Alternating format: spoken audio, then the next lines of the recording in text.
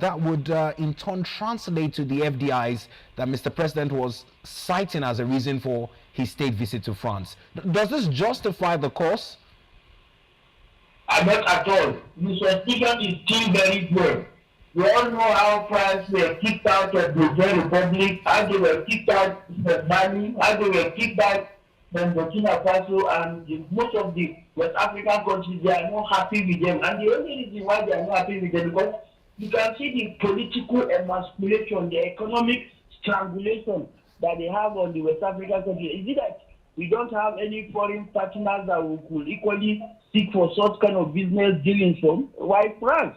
At this moment, just recently, a lot of us have not forgotten the way France played in the secession or in ceding of Bakassi Peninsula to Cameroon. France has never been a friend to Nigeria as a country. They've always undermined our internal security. In fact, for the government to be getting close to France as a country, it posed a lot of suspicion, not only for the northerners. If you look at even those in other parts of the country, history is a better teacher for all of us. We know the role they played in Bakassi, the ceding of Bakassi to Cameroon. So why France? Kenny Olumelu or any other business concern can as well go to France and engage in their business dealing quietly. One of the allegations that the president of the Nigeria Republic made mention, he talked about that he strongly believes that Nigeria, what is happening is because of compromises based on economic consideration. And if now say there's a memorandum that we are signing, the question that will come to mind is, what are we giving France in returns? Because we know that there is no free lunch even in Freetown. There is no free lunch everywhere. We are signing memoranda, we are signing agreements. There is something that we are giving in return. What are those things? The government has not come out clear to tell Nigerians, we are going to France in return for what you are getting. This is what we are giving. In this room for our neighbors now to openly make insinuation that will be based, will be substantiated with the circumstances of events that is panning out. The government made a mistake in making that venture, and we believe that it is better now that things have not escalated for the government to now come out open. It is not the responsibility alone of the government to facilitate business dealings with France. We have other counterparts that we can actually have business dealings with. Why France? Now, the Northern Group is also urging the National Assembly to look into the allegations made by the junta leader in Niger, Chiani, saying that those allegations have a far-reaching implication on the northern states that border Niger Republic. How much of a role can the National Assembly play in such issues that might not just be national but regional in terms of President Bola Ahmed's position as chairman of ECOWAS? We all know the National Assembly as we have it today is a rubber stamp. They cannot do anything. Why so? To come out of their deliberations, because we all know, have they been able to criticize or stand their feet on any thing that has been presented that does not go in line with the yearning and aspiration of Nigeria over the years in office? The answer is no. So calling on the National Assembly to do anything, no. Most Nigerians, especially the Northerners, they don't believe that the National Assembly will be of any help. But what they know is that there will be consequences for inaction.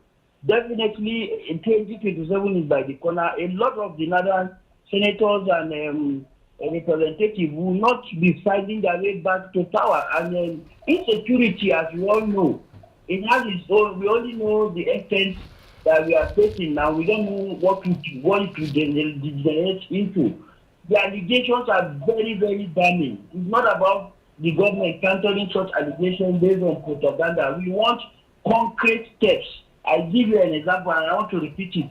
The Abdurrahman Chani, the head of the military junta in the Niger Republic, made specific mention. He said there are areas in Nigeria which they've shared intelligence with our sister intelligence agencies, that they believe there's an encampment of mercenaries and they made mention of the Nicaraguas, the bandits, the Nicaraguan bandits having sophisticated air missiles that have been bringing down most of the military operations of the Niger Republic against them. So you see that we don't want propaganda. What we want to see action.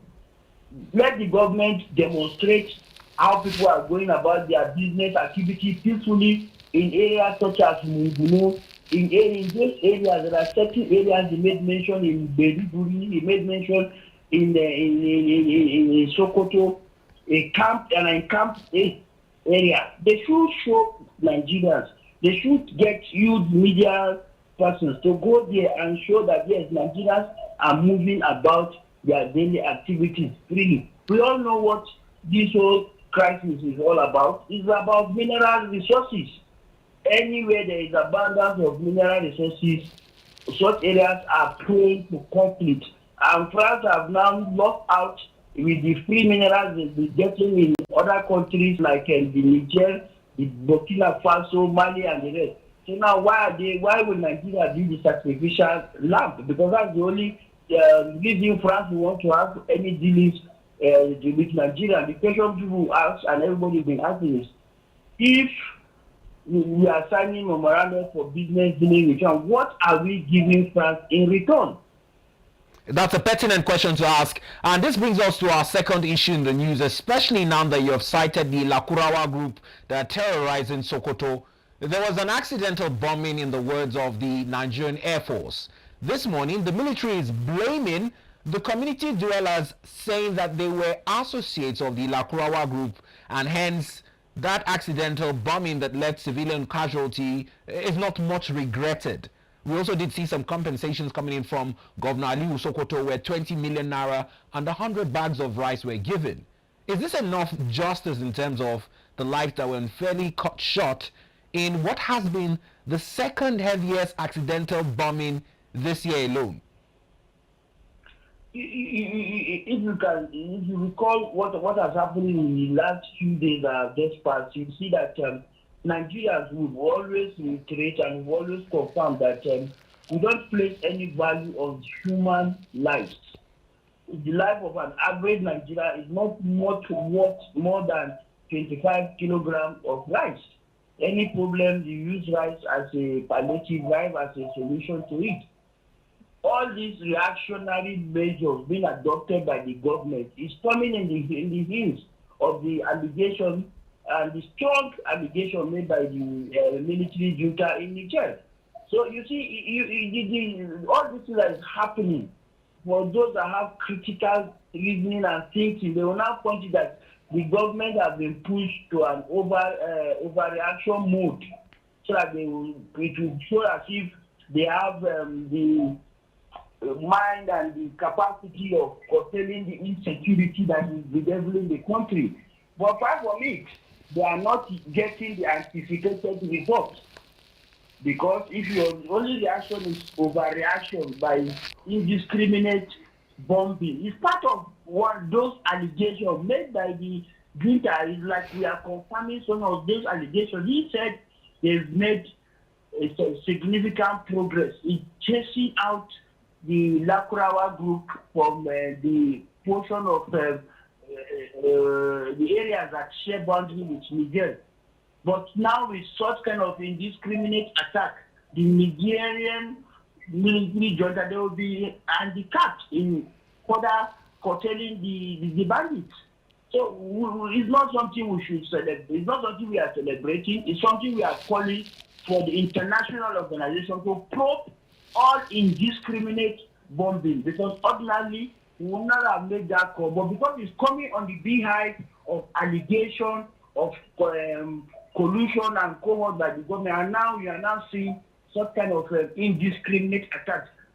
We've lost confidence in the National Assembly. We are calling on the international community to investigate indiscriminate attack against the citizens, because they should concentrate on singling out bandits and attacking them head on, not indiscriminate bombing, and the compensation is inadequate.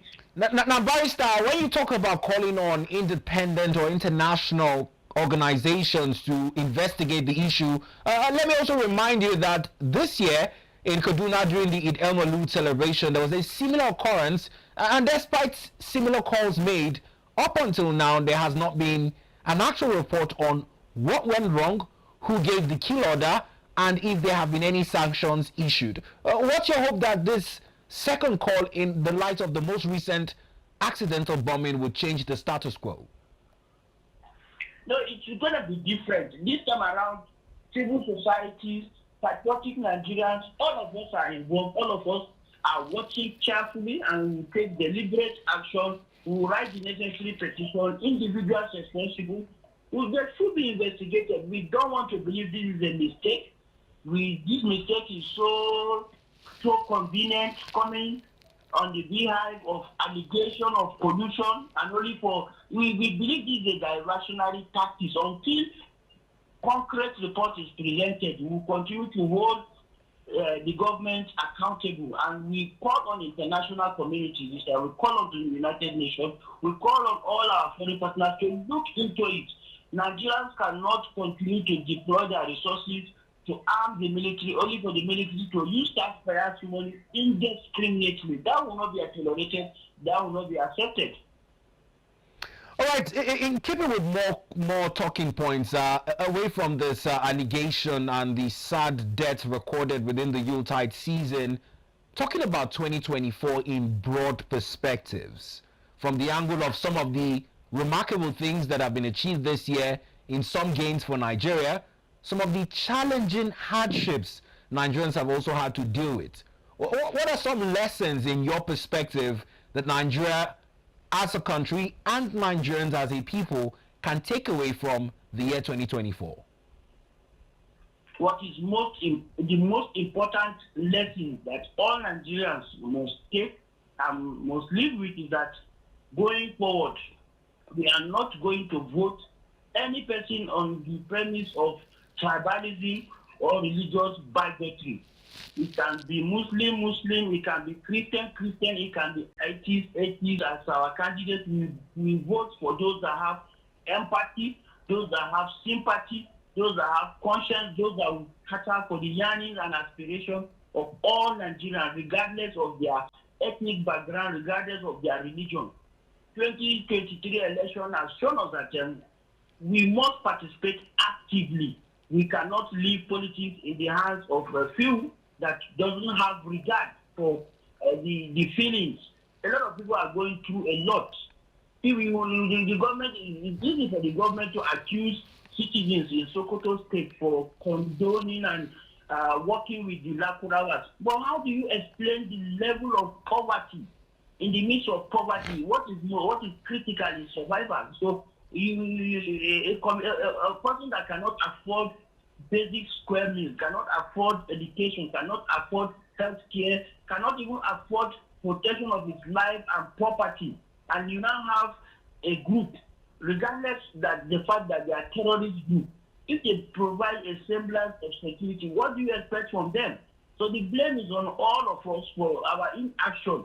At this moment, I expect all Nigerians should be clamoring for a change in our electoral act. We should not wait until the dying moment.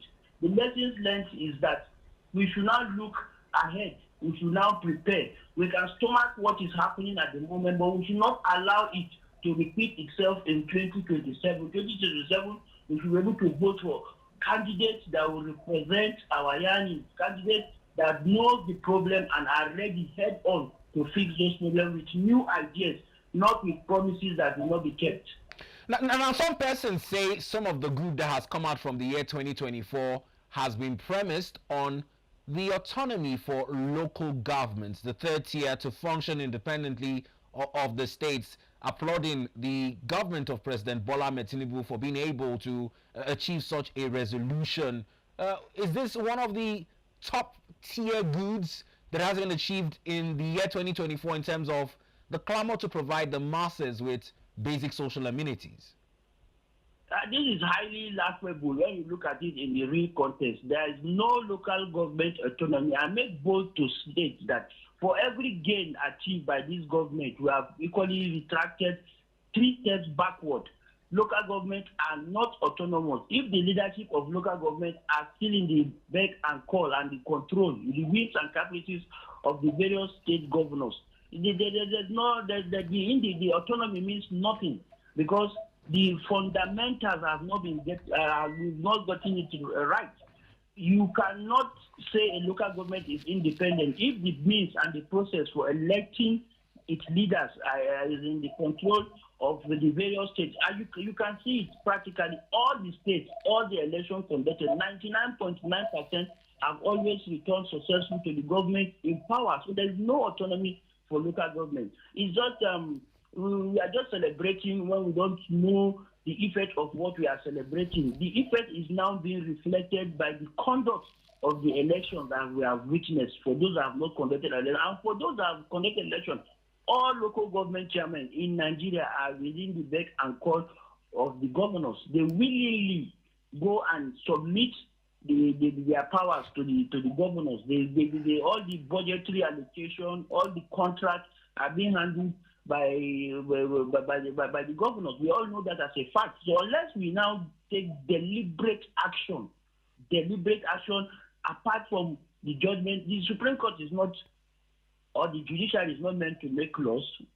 Is the function of the National Assembly and the State Assembly to amend the Constitution until the Constitution is amended, whereby certain fundamentals are in place, such as the tenure of the local government, the position, whether the local government are third tiers of the regulatory unit, the accounts and the control, and the most important is even the electioneering into the position of local government chairman and councillorship are taken care of. All the gain is just we are just celebrating. We've recorded success in one regard, and equally we've restarted with miles. Now let's use the Edo case scenario where a lot of condemnation had trailed the suspension of local government chairman by the governor, Senator Mondo Okpebolo, which many say is one of the issues with the constitutional amendments as clamored for, and the governor lacks the legal sanctity to do so. Is this some of the reasons why you are adamant that this constitutional review be done inaptly? Absolutely. If you look at it, for every issue that we have at hand, we believe that the judiciary will be the solution. The action taken by the governor of Edo State is highly condemnable, and what will follow suit is naturally is litigation for the action to be reversed. But must we always toe that route? If we are sincere as Nigerians and want development of this country, among us resources are being channeled to the various states, to the various local governments, but the developmental impact is non-existent. All they do is to pay salaries, award contracts, elephant project that has no impact on the economy and the lives of the average citizens. So we need to look deeper, we need to look further, we need to be critical, we need to go to the fundamentals. Only constitutional amendment can guarantee local government autonomy. It should be clearly spelled out, black and white. Now, the local government is the tier. The local government has autonomy. The election into local government should not be left in the hands of the various states because they've abused that repeatedly. Now, one of the other talking points is following the president's maiden media charts, where he says, looking back, he does not regret the removal of fuel subsidy. But that promise was also hinged on the provision of CNG buses. Now we hear that the federal government, beyond what was allocated in 2024, is looking to allocate 122 billion naira for the CNG adoption nationwide. Now, looking at this project, especially with the gaps in conversion kits, gaps in refueling sites, and the total onboarding of the program of government, how would you analyze this point? There is no sincerity on the part of the government in the implementation of the CNG policy. I'm in Abuja as we are speaking, and I've made attempts severally to convert my car to a CNG car. And the amount they are calling in ranges between 850 to 1 million. So why would I want to do that on a measure that I'm not even setting up? And if you go, my friend that has a CNG car cannot easily get it refilled. When you go the queue there, it's killing. So all these policies we are witnessing is a policy somersault. The government, the president might say he does not regret fuel subsidy, but the question that comes to mind: are we still not paying the fuel subsidy? We are still paying fuel subsidy. Humongous amounts are being allocated to subsidize fuel. We all celebrated Dangote refinery coming on board, but we can see that the government on its own have not made it possible for it to work in the way and manner Nigerians expected. So the problem will continue to linger. Fuel subsidy removal without adequate plan is a policy that the government will live to regret. They've not taken adequate measures to ensure that the impact is not felt. As you can see, it's reflecting in every facet of the economy. Naira continues to be devalued. The inflationary trend has been going up unabated, and it continues to exacerbate. So what are we talking about? No meaningful impact is being, our success is being recorded. This life is unbearable for every household and every Nigerian. So the policy is a complete flop, is a complete failure. It has not reflected on the yearnings and aspiration. Woe betide the government that will continue to inflict misery, pains, and anguish on its citizens, and I will not have regret for it. So the media chat for me did not elicit any hope. Rather, it has further dampened the hope and aspirations of most Nigerians, including my own self. Now, this conversation of CNG also had a global reaction when in some parts of Asia, particularly Malaysia, there were talks that the technology is being withdrawn. I know the presidency came to debunk it, saying that what was being withdrawn from Malaysia was more on the LPG, not the CNG.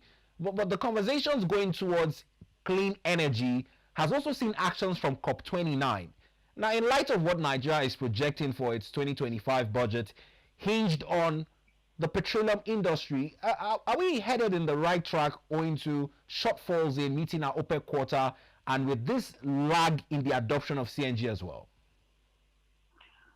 For me, at the moment, what Nigeria is most Nigerians are after is about survival. If CNG will curb the economic downturn trend that we are witnessing, it will be a welcome idea. A lot of Nigerians are ready to key into the CNG policy regardless of the climatic. We believe the CNG will further make the climate to be more friendly with the climate change issue, but in reality, the CNG thing as a policy as we have it is not yielding any results. I assure you, a lot of Nigerians cannot afford it. If you as an individual decide to now want to convert your car, you cannot do it easily. With your money, you have to queue up, you have to wait for days. It means you will not have your vehicle to move you around, unless from what we have witnessed, we've seen a lot of people, equally, even in the CNDT, the same Nigerian culture, a lot of people will be forced to pay bribes just to get their car converted.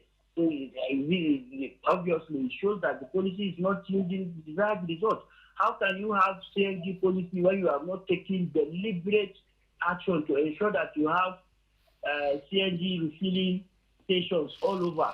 You only have it in some few areas, and even in those areas, the conversion is a problem. Getting CNG gas is a problem. We don't want to even go into the health hazard, the health benefit.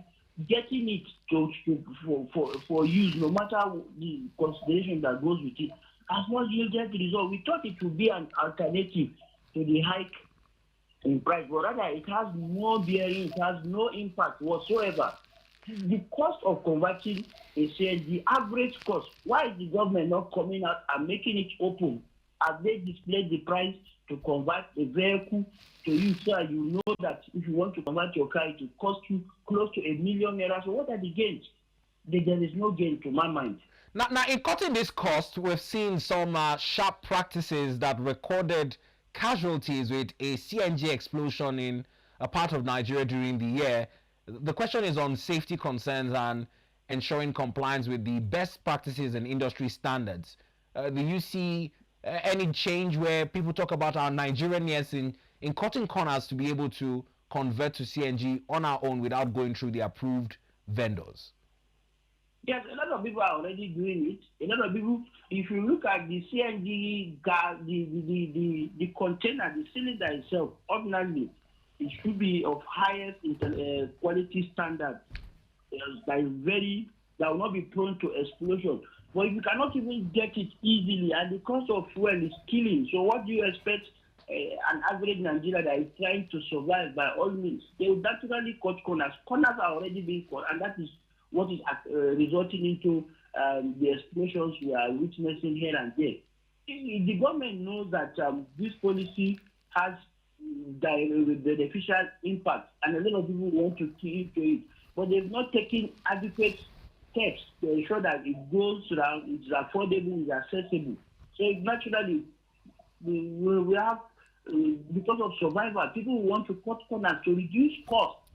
The cost of fuel to move around is astronomical. It's gone up astronomical, and then because of that, people want to look for cheaper means, and the resultant effect will be that people will now go to roadside, people that are not trained, they are not licensed, they are not experts in the field, and it will result into the hazard that we are witnessing. So for me, the blame still is on the government. If you want to implement a policy like fuel subsidy removal, and if CNG is a component as a palliative, then where are the palliative? We are not seeing it. You only hear it on the media that they're giving incentive, they're giving the discount, and in reality, they are non-existent, because what is the percentage? What are the percentage of the vehicles that have been converted to CNG? How many government vehicles have you seen that have been converted to CNG? One of the dilemmas we are having is that our leaders, those in the helm of affairs, cannot lead by example. They are not showing good example. They are not being the paragon for others to emulate. And then if you have that kind of situation, the distrust will continue to exacerbate. At the moment, a lot of Nigerians don't believe in most of the things that the government are saying. Now, talking about holding government accountable and following through with the promise on the CNG initiative, we recall that organized labor, the NLC and TUC, with the tripartite committee on the negotiation for the new minimum wage, had some other modalities in place in calling off the strike.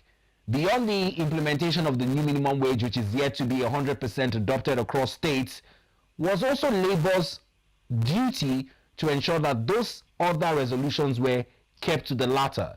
Do you fault the organized labor for some of the lapses in keeping with the promise following the CNG adoption and 100% implementation of the new minimum wage?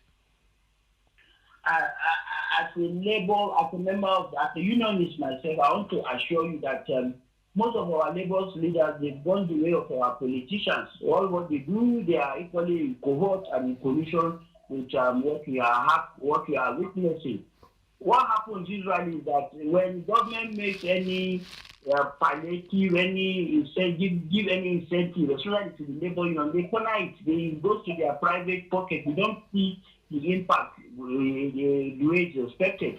How many of the how has the government hold labor leaders and the unions accountable? If you are giving palliative, if you are giving an incentive, you should have a policy document on it, on how it should be distributed. But when you leave it free for all, and before you know it is being diverted, it means at the initial stage, what you are doing is not, you are not intervening, rather you are compromising such kind of union. Most of our labor unions are already compromised. They are in for their pocket. They are not representing the yearning and aspiration of average Nigerians.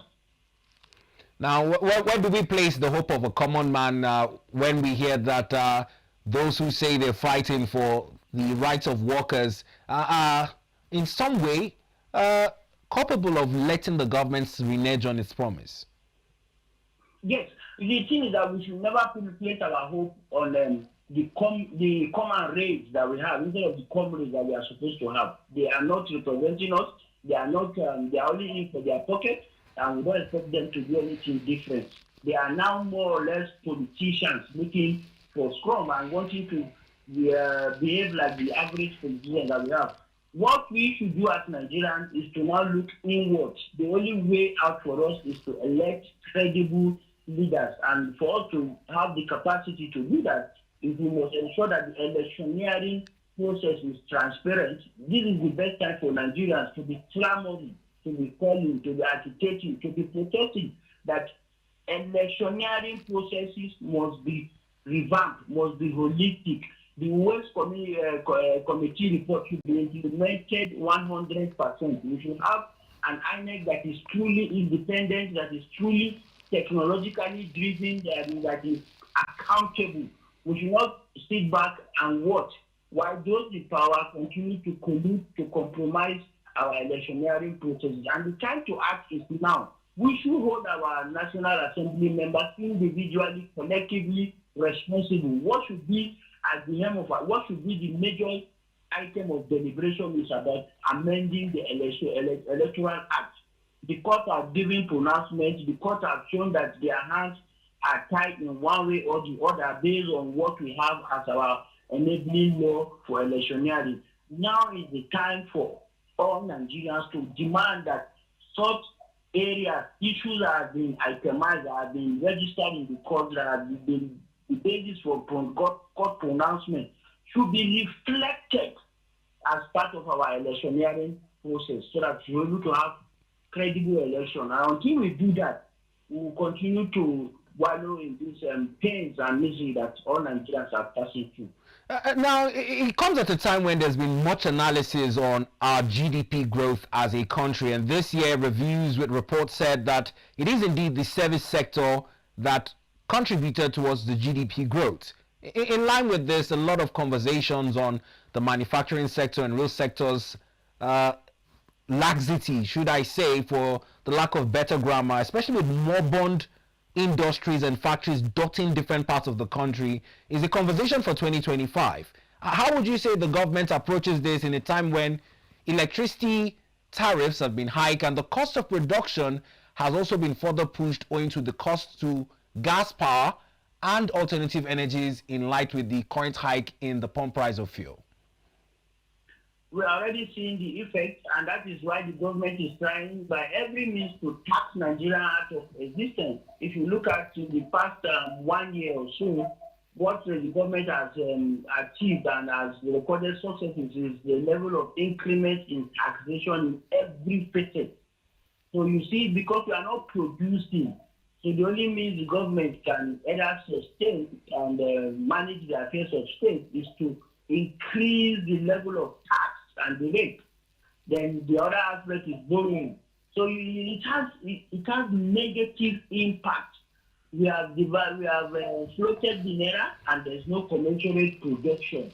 Activities in farming, manufacturing activities and production, they are generally dwindling because of the cost of production. We are talking about lack of security. We are talking about the high cost of even economic variables, cost of paying salaries, cost of conveying goods and services, because even all the successes and the economic policies being implemented by the government are the instead of us to be making successes, we are retracting, because the moment an incentive is given, a counter incentive through tax regime, through hike in electric tariff, through high cost of fuel, will completely eradicate such. So inflationary trend will continue to increase, naira will continue to be devalued, the economic misery will continue. Nothing is going unabated because we've gotten the fundamentals wrong.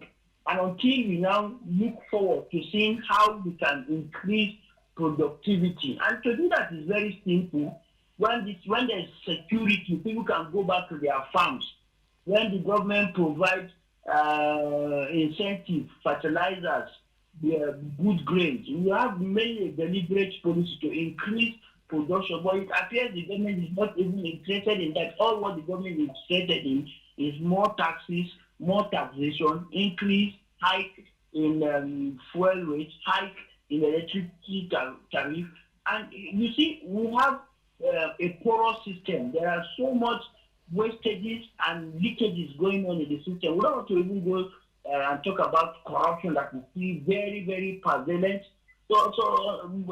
It starts to state, without any equivocation, most of our security agencies and those agencies that are supposed to be fighting corruption, they've turned them transactional in the sense that they're only interested in what they will get, and rather than now very quickly, before I let you go, let's touch on this issue of security that you spoke about, with the sad news that on Christmas Day in Plateau State, another tragedy struck communities, and in Benue State again, alleged headmen overran 4 wards, killing 14 farmers.